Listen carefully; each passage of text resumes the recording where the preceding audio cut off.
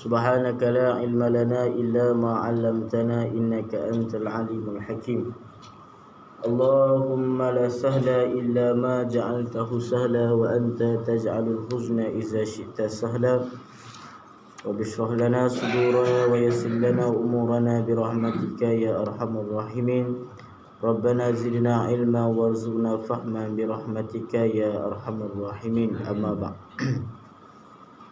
Alhamdulillah, pertama dan selamanya marilah kita panjatkan puji dan syukur kita kepada Allah Subhanahu wa taala yang mana dengan limpah dan kurnia kepada Allah Subhanahu wa taala pada pagi yang mulia ini sekali lagi Allah Subhanahu wa taala memberikan kesempatan kepada kita untuk bertemu.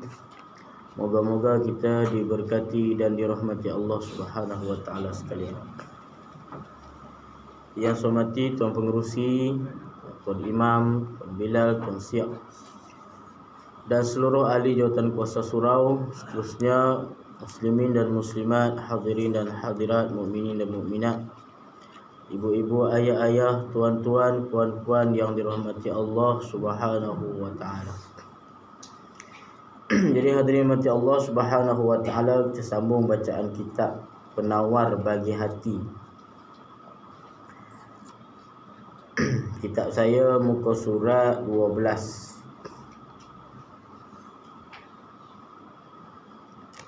Pada kata, dan ketahui olehmu bahwasanya lidah itu sebanyak-banyak anggota dan sebesar-besarnya daripada kejahatan. Situ kan? Okay. Ha?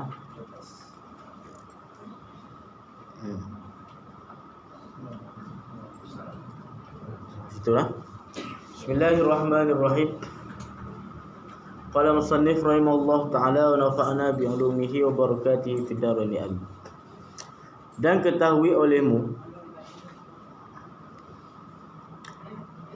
bahwasanya lidah itu sebanyak-banyak anggota dan sebesar-besarnya anggota daripada kejahatan, maka lazimkan olehmu akan memelihara lidah, dan tiada menolong akan dikau atas sejahtera daripada kebinasaannya lidah, melainkan mengasingkan diri daripada manusia dan mengekalkan diam, melainkan pada ketika berhajat kepada berkata-kata. Baik. Jadi hari mata Allah Subhanahu wa taala, kita masih lagi dalam bab lidah. Sambungan pada yang dulu, fasal yang ketiga pada menyatakan lidah. Jadi kata musannif rahimahullah taala, dan ketahui olehmu, yakni hendaklah kita mengetahui, kena belajar sampai faham. Maksud ketahui olehmu ai ta'allam, i'lam wa tata'allam, i'lam wa tata'allam hatta ta'lama. Ketahui, hendaklah kena tahu dan juga belajar sampai faham. Itu maksud dan ketahui olehmu. Itu i'lam wa tata'allam hatta ta'lama. Hendaklah kamu belajar dan kamu tahu sehinggalah kamu pandai, sehinggalah kamu tahu. Jadi dan ketahui olehmu bahawasanya lidah itu sebanyak-banyak anggota dan sebesar-besar daripada anggota daripada kejahatan. Jadi di antara anggota yang paling banyak sekali untuk memungkinkan seseorang itu melakukan kejahatan adalah lidah. Ini kita dah sebut dah dulu. Sebab lidah ni adalah anggota yang paling mudah sekali nak buat dosa.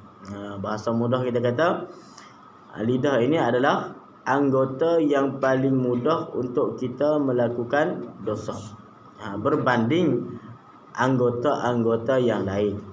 Anggota yang lain pun, anggota 7 kita duk bahas ni, anggota yang 7 ni anggota yang mana kita perlu jaga daripada kita tersalah di dalam menggunakan anggota tersebut, maka dia dapat menjadikan saham dosa kepada kita. Termasuklah lidah.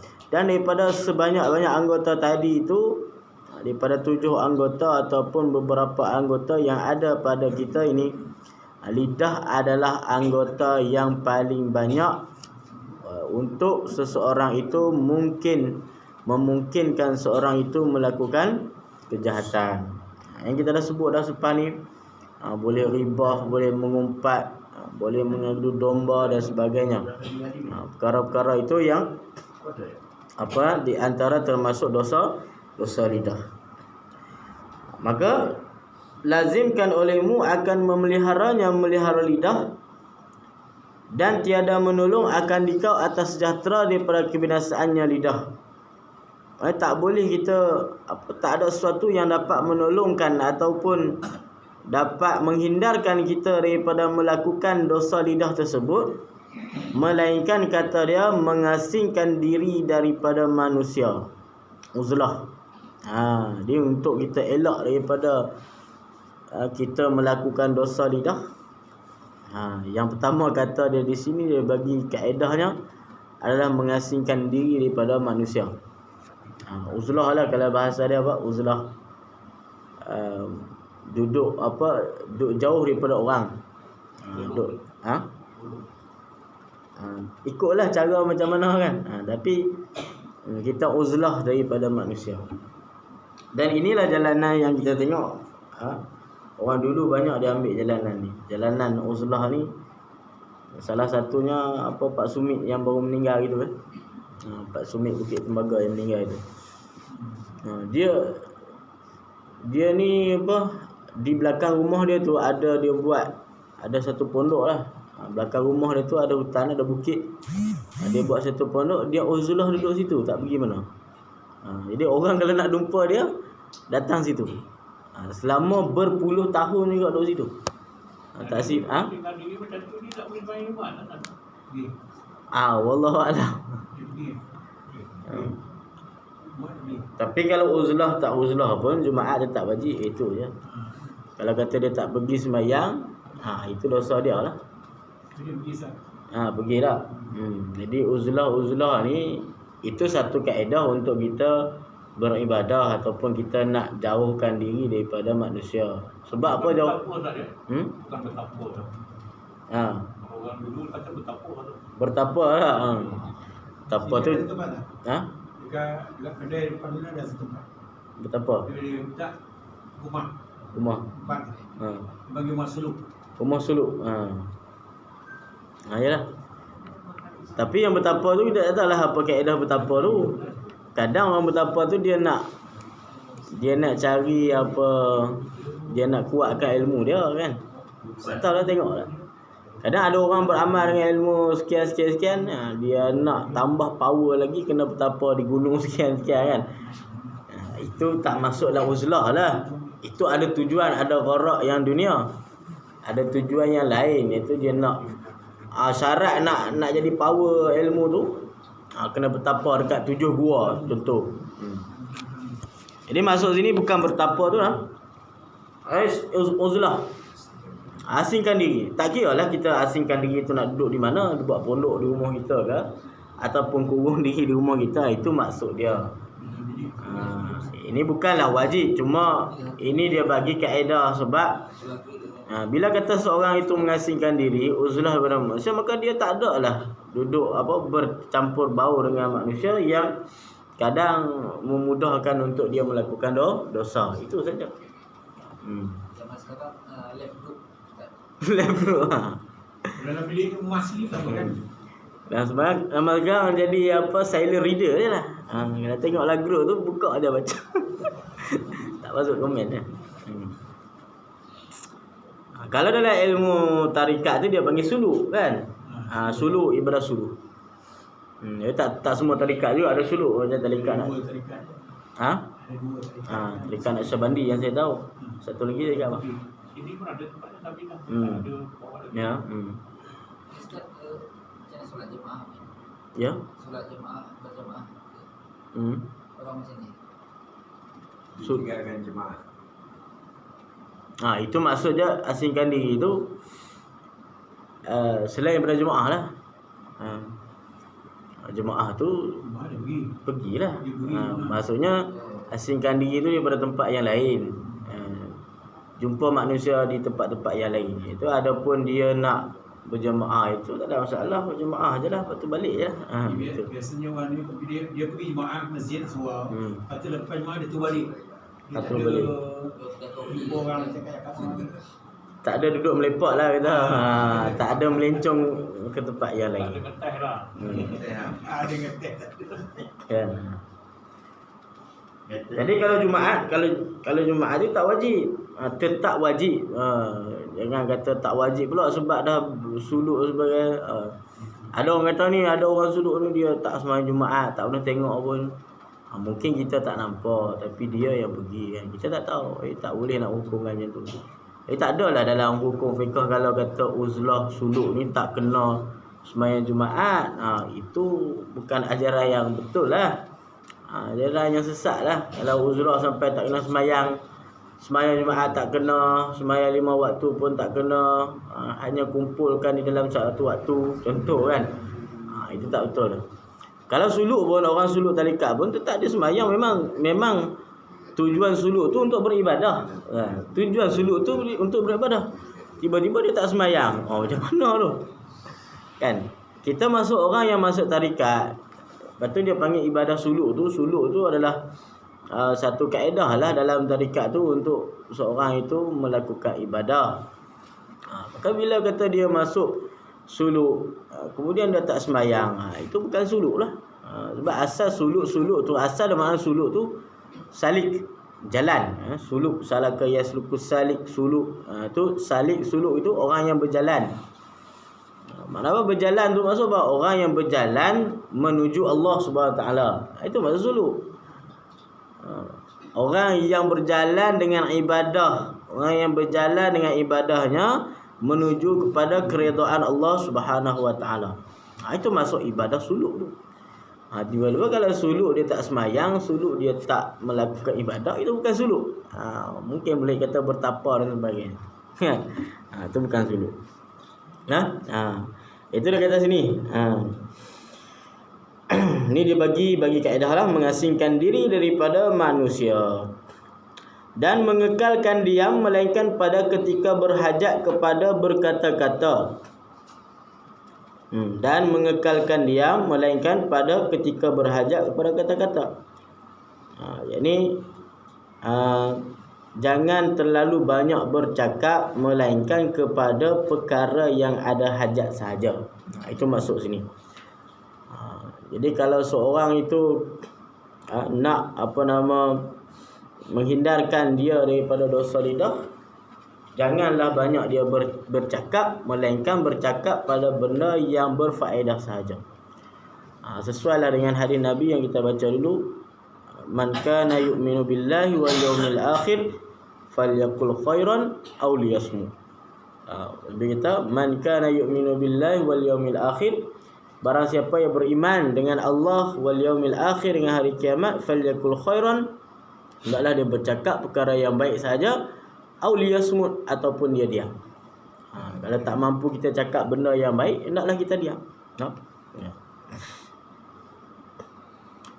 Baik.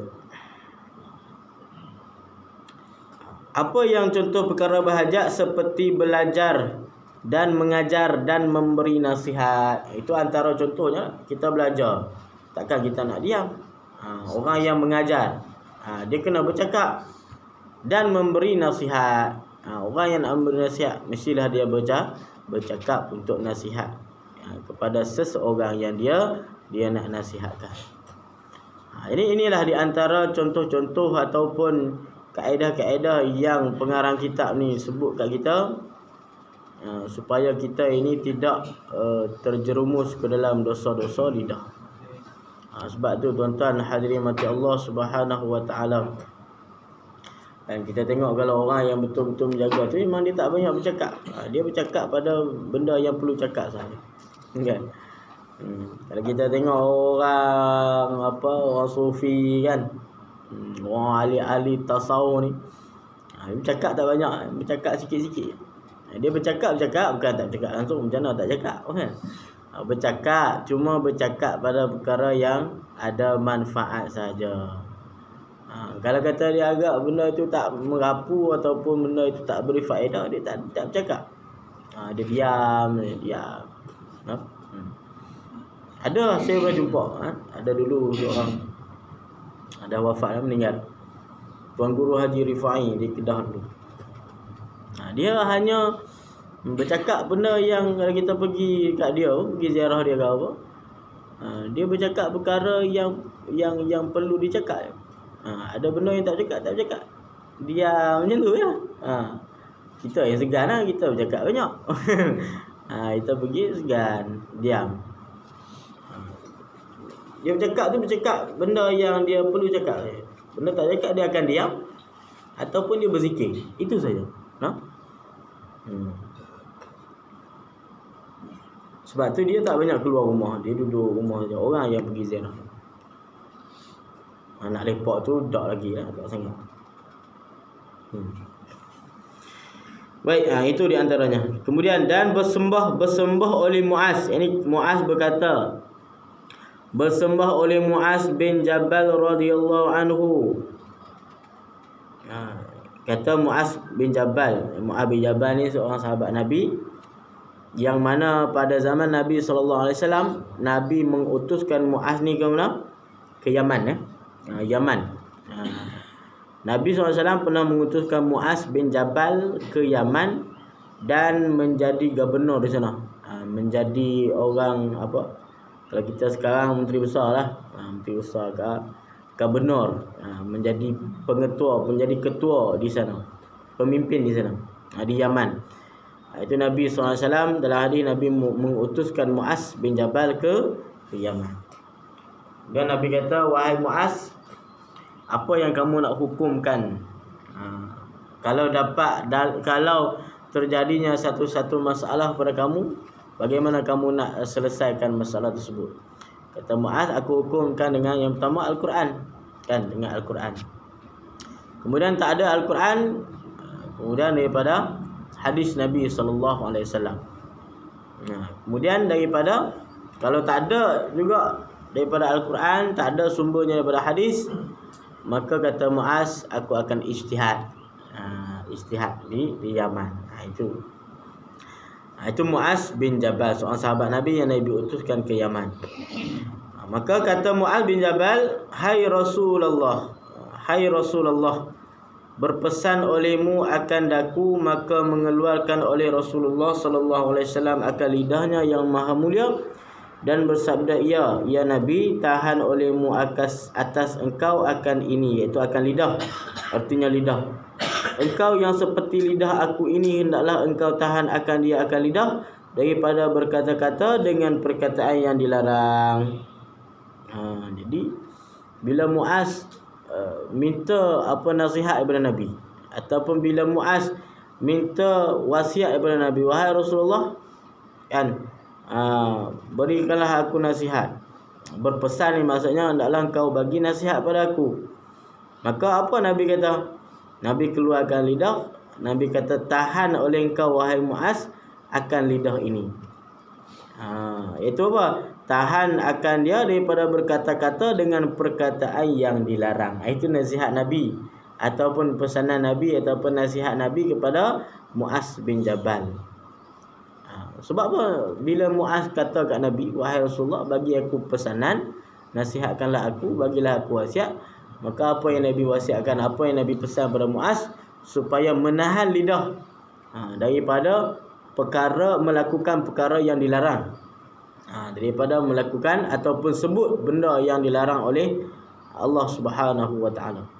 Maka dalam hadis ni, apa? Memberi isyarat kata lidah itu adalah perkara yang besar.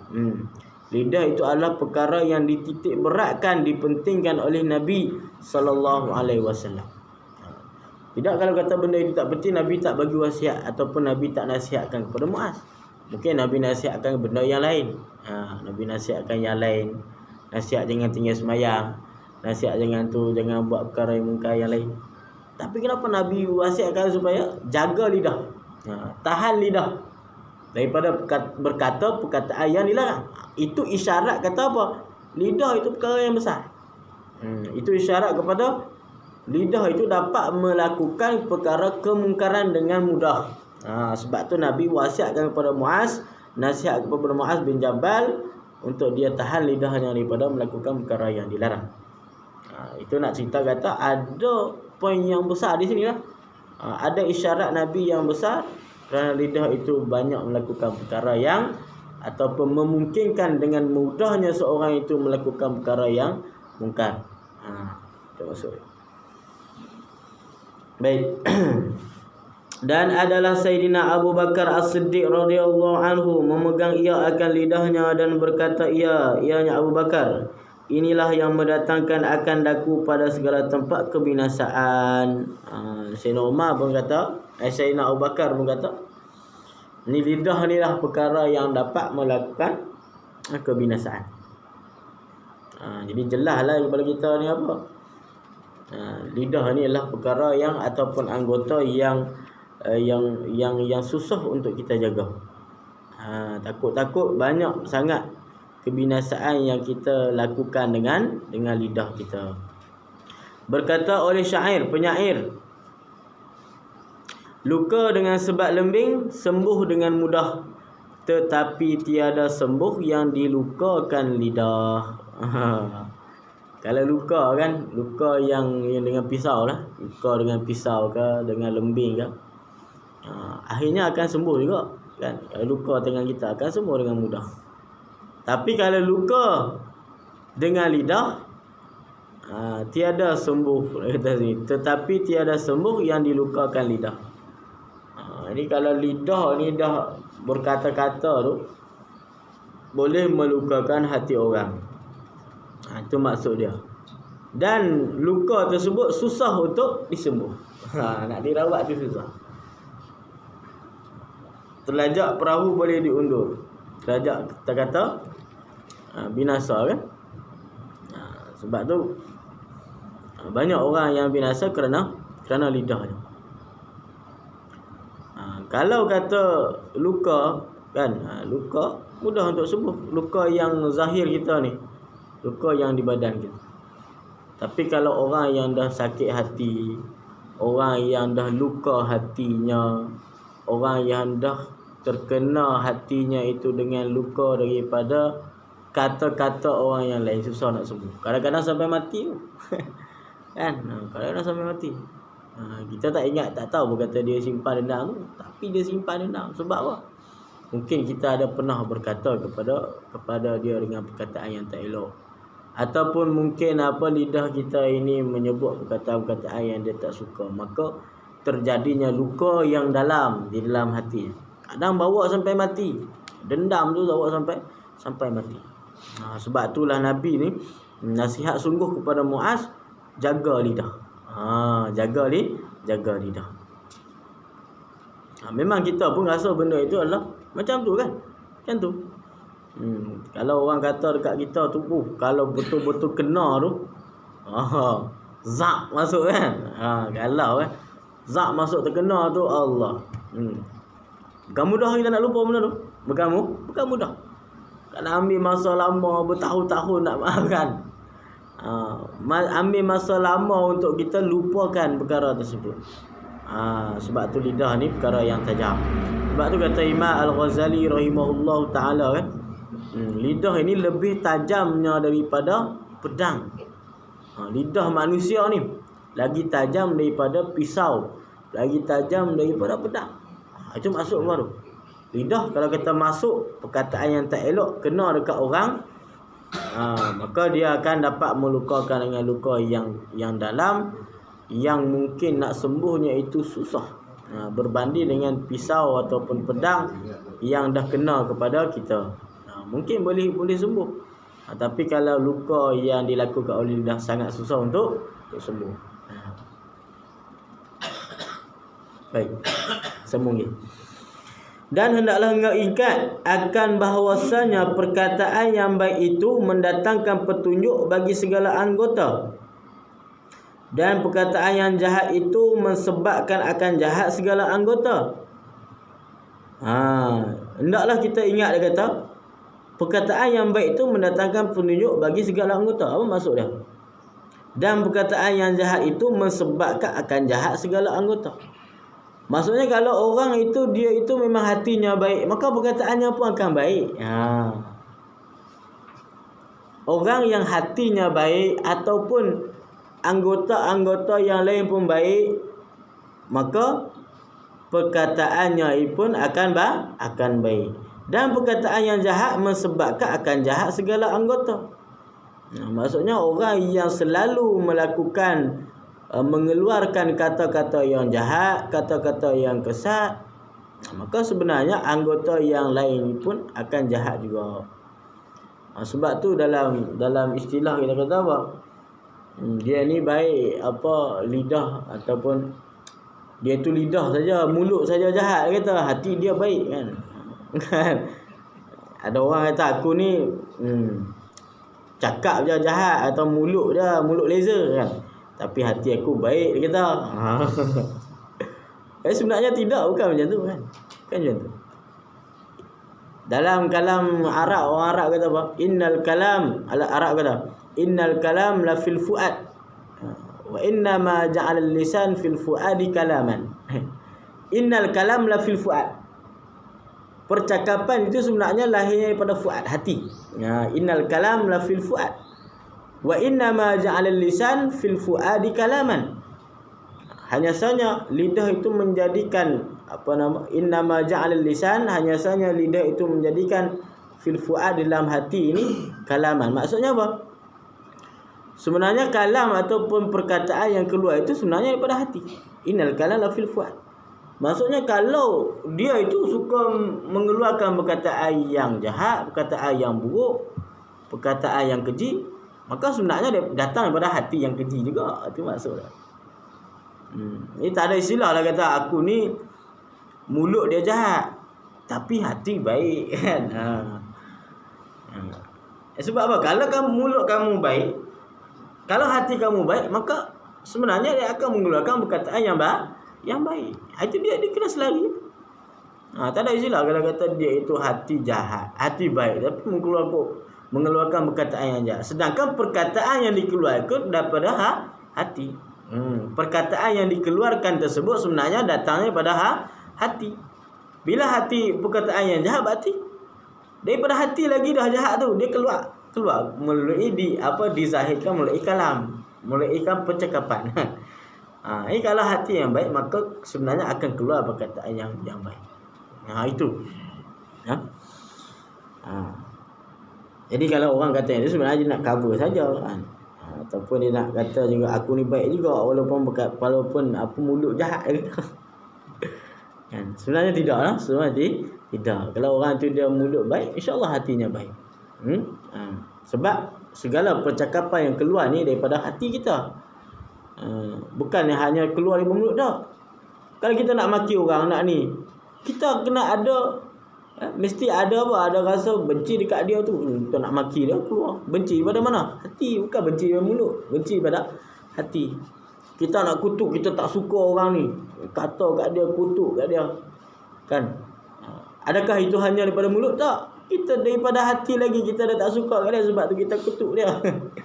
Kita puji orang ni, kita bagus sungguh si mamak ni, dia ni bagus, orang yang akhlak cantik. Kita puji dia sebab kita suka dia. Suka itu berdasarkan mana?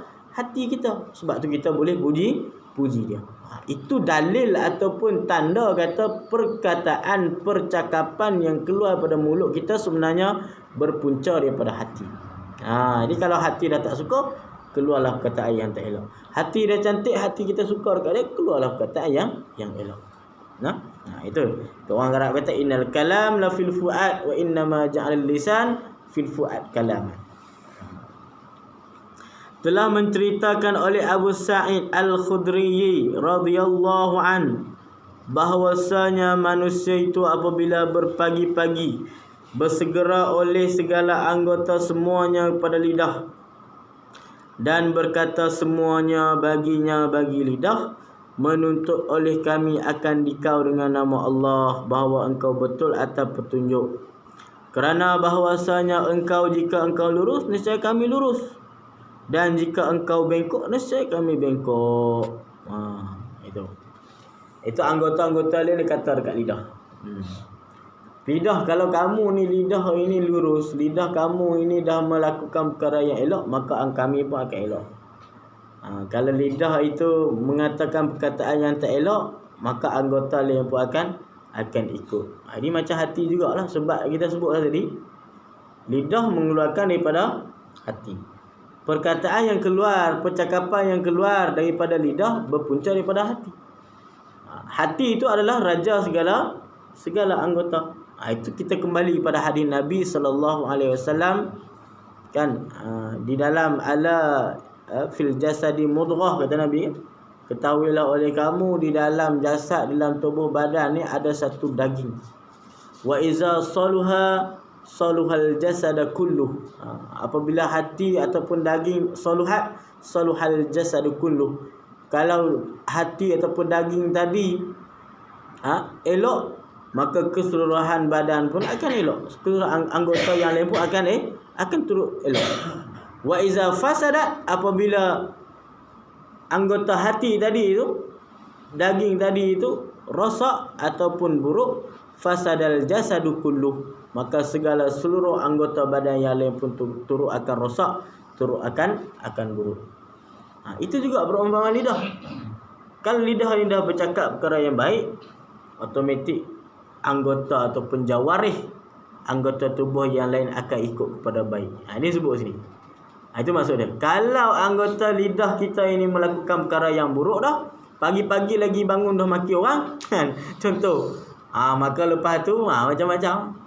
Anggota yang lain pun dia tak mau jadi elok. Dia nak jadi tak elok juga. Sebab pagi-pagi dah keluar dah maki orang. Bangun-bangun pagi maki orang. Contoh. Sebab maki orang tu daripada hati. Bila hati dah buruk dah, hati dah pagi-pagi lagi hati dah tak elok dah, maka anggota lain akan ikut. Sebab hati itu adalah raja. Itulah hadis Nabi tadi ya. Apabila baik hatinya, maka baik segala anggota ini. Apabila buruk hatinya, maka anggota yang lain pun akan turut buruk. Sebab tu tuan-tuan, rahmat Allah SWT, kalam kita ni, percakapan kita ni pun kena jaga. Sebab apa? Percakapan kita itu menunjukkan hati kita sebenarnya. Percakapan kita itu, apa yang keluar daripada mulut kita itu menunjukkan hati kita. Sebab percakapan yang keluar itulah berpuncanya daripada hati. Baik. Itu maksudnya. Habislah. Habis. Kemudian, dan berkata oleh Malik bin Dinar rahimahullah ta'ala. Ini Malik bin Dinar tuan-tuan, seorang nama yang tak asing lagi lah. Malik bin Dinar ni orang yang hebat lah. Malik bin Dinar nama dia. Seorang yang dikenal sebagai orang yang hebat dalam ibadah. Dia anak murid Hasan Al-Basri. Itu Malik bin Dinar, nama dia Abu Yahya Malik bin Dinar Al-Misri. Jadi kalau kita baca kisah sedikit kisah tentang Malik bin Dinar ni. Malik bin Dinar ni asal dia dulu sebelum dia jadi orang yang hebat, jadi orang yang orang yang soleh. Sebelum tu dia adalah orang yang fasik, orang yang banyak melakukan dosa pada Allah SWT. Itu Malik bin Dinar. Tapi ada kisah dia lah, di antaranya disebut dalam kitab At-Tawabin. Imam Ibnu Jauzi sebutlah kitab Tawabin. Tawabin ni kitab-kitab yang menceritakan kisah-kisah orang yang bertaubat. Asalnya dulu mereka ni orang yang penuh melakukan maksiat. Perginya selepas mereka bertaubat, mereka jadi orang yang muqarrabin ilallah, orang yang taqarrub ilallah. Jadi orang yang dekat diri mereka dengan Allah SWT. Begitu jugalah ni salah seorangnya Malik bin Dinar. Malik bin Dinar ni asal ada cerita dia. Sebelum dia ini jadi orang yang soleh, dia ni orang yang melakukan maksiat. Dikenal di tempat dia itu disebut Malik Dinar ni orang yang raja maksiat nombor satu lah. Kalau kata orang minum arak, dialah raja minum arak ni. Kalau sebut bab mencuri, dialah raja dia. Kan? Sebut bab segala maksiat ni orang kenal dah. Tu mesti Malik bin Dinar ni orang yang maksiat, ahli maksiat. Tapi satu ketika Malik bin Dinar ni ada anak, dia dapat anak, kemudian anak dia meninggal waktu kecil. Ni kisah ni disebut dalam kitab tu lah, At-Tawwabin tu, Imam Ibn Jauzi. Kemudian satu ketika bila Malik bin Dinar anak dia wafat apa semua, dia kembali balik. Lepas tu dia elok dah, dia ada anak.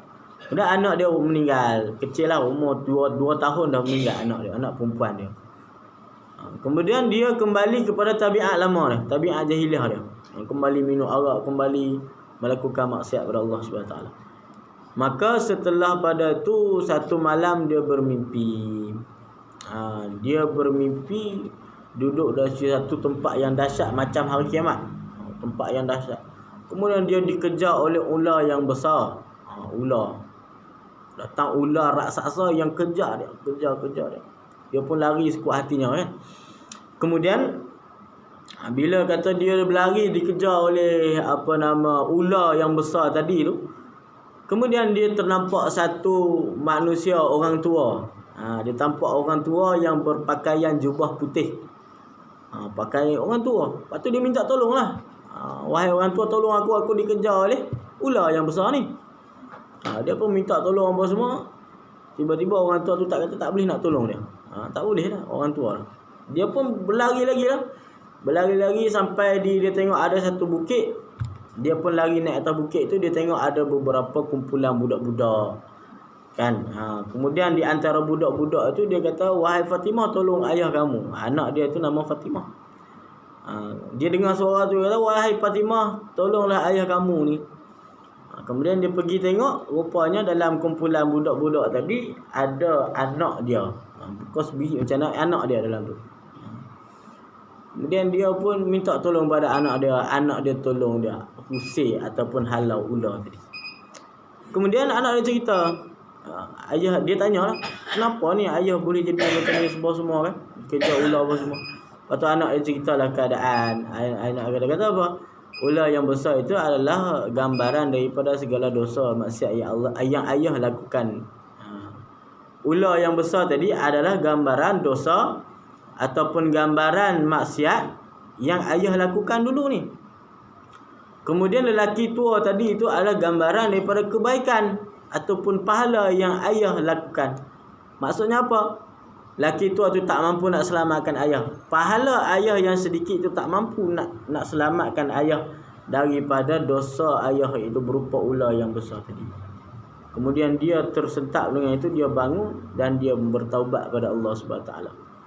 Dikatakan arak-arak yang ada di tempayan-tempayan arak yang ada di rumah dia itu, dia pecahkan ke semuanya. Kemudian waktu itulah dia mula belajar dengan Hasan Al-Basri. Last kali dia terkenal menjadi orang yang hebat lah. Itu Malik bin Dinar. Itu kisahnya, kisah taubatnya Malik bin Dinar. Banyak lagi tuan-tuan baca kisah ulama-ulama dulu yang hebat ni. Kebanyakan asalnya banyak yang bukan duduk di jalan yang sebenar. Akhirnya mereka bertaubat dan mereka itu diampunkan Allah dan diangkat pula darjat mereka menjadi orang yang hebat. Ini Malik bin Dinar, ulama serta wali Allah yang masyhur, yang terkenal. Sebab tu kalau kita tengok nak ambil ibrah ataupun pengajaran daripada kisah-kisah, kita tengoklah kisah-kisah dulu. Itu dapat mengambil pengajaran kat kita apa?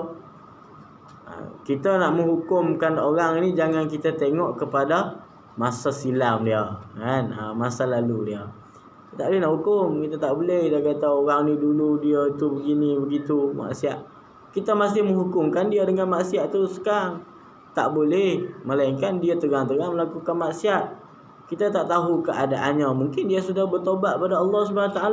Mungkin makam dia di sisi Allah, kedudukan dia di sisi Allah mungkin lebih tinggi daripada kita. Kita tak tahu. Kan kedudukan dia, kedudukan kita tak tahu. Di sisi Allah SWT mungkin dia lebih tinggi. Itu mungkin adalah dosa silam dia dulu, tapi mungkin dia dah bertobat kepada Allah SWT. Sebab tu kita dalam nak melihat orang ataupun menghukumkan orang tak boleh dengan hanya melihat masa lalu dia, masa silam dia yang penuh dengan dosa. Sedangkan kita tak tahu masa sekarang mungkin dia dah bertobat pada Allah Subhanahu Wa Taala. Itu tak boleh kita nak hukumkan. Walaupun dia dah melakukan dosa, itu dosa dia dulu. Tapi yang sekarang tetap dengan sekarang. Itu tak boleh nak ungkit dosa-dosa dulu, tak boleh. kan.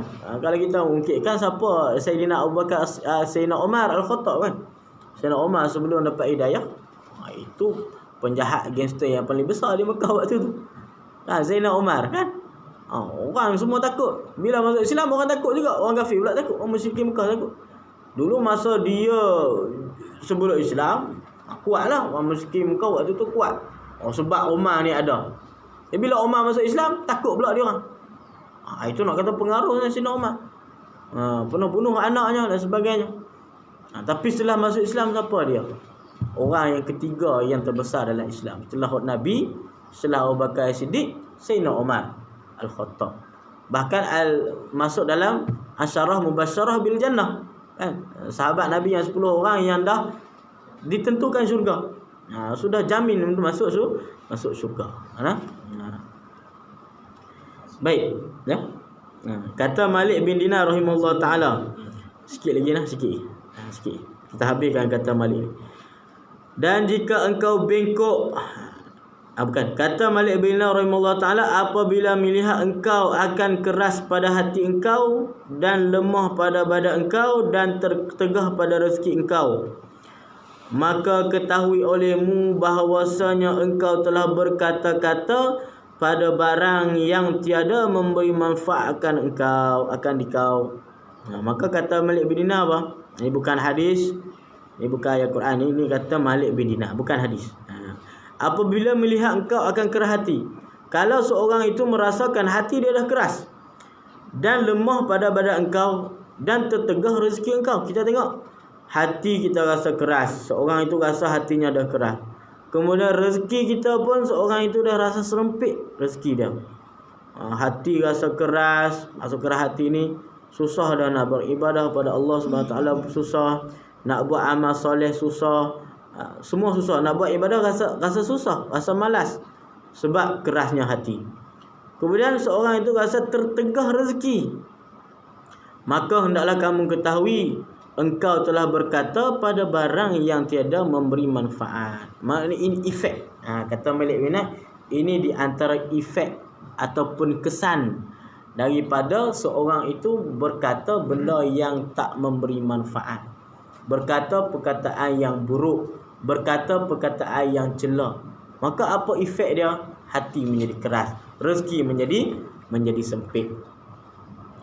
Sebab tu hadirin mati Allah Subhanahu Wa Taala, moga-moga Allah Taala ni pelihara kita daripada untuk tidak bercakap ataupun tidak berkata perkara yang tidak memberi manfaat, ataupun perkara yang maksiat, ataupun perkara yang keji yang larang oleh Allah Subhanahu Wa Taala, yang dilarang oleh Rasul sallallahu alaihi wasallam. Tidak ada daya upaya kita melainkan hanya kepada pertolongan Allah SWT.